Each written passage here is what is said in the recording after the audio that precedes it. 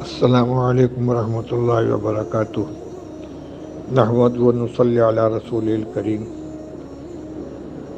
میں ابو القاسم نعمانی مترجم دارالعلوم دیوبند ملک کے ذمہ دار حضرات سے ایک دردمندانہ گزارش کرنا چاہتا ہوں۔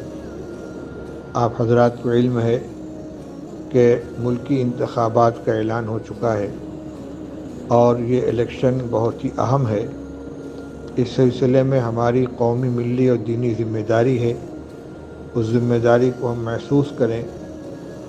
ہمارا یہ ووٹ دینا دستوری حق ہے، قومی و ملی فریضہ ہے، حب الوطنی کا تقاضا ہے، ہماری شہریت کا ایک مضبوط ثبوت ہے اور معتبر شناختی کارڈ ہے۔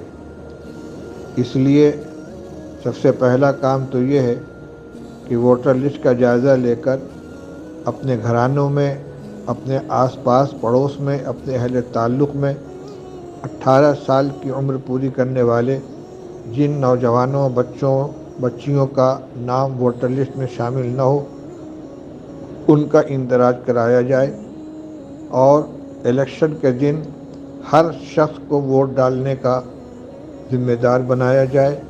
اس سلسلے میں جس کو تعاون کی ضرورت ہو اس کے لیے تعاون کا انتظام کیا جائے۔ ووٹر کو اس کے پولنگ بوتھ تک پہنچانے کا، وہاں سے لانے کا انتظام کیا جائے۔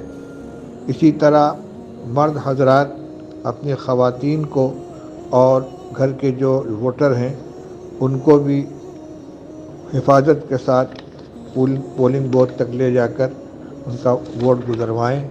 غفلت کی وجہ سے کوئی ووٹ ضائع نہ ہونے پائے۔ جو حضرات روزگار یا تعلیم کے سلسلے میں دوسرے علاقوں میں مقیم ہوں وہ بھی کوشش کریں کہ الیکشن کے دن جہاں ان کا ووٹ ہے وہاں پہنچ کر اپنے ووٹ کا استعمال کریں۔ محلہ اور گاؤں کے ذمہ دار اور دانشور اور ائمہ و خطباء سے گزارش ہے کہ ان تمام کاموں کی ترغیب دیں، نگرانی اور سرپرستی فرمائیں اور کام کرنے والوں کا بھرپور تعاون فرمائیں۔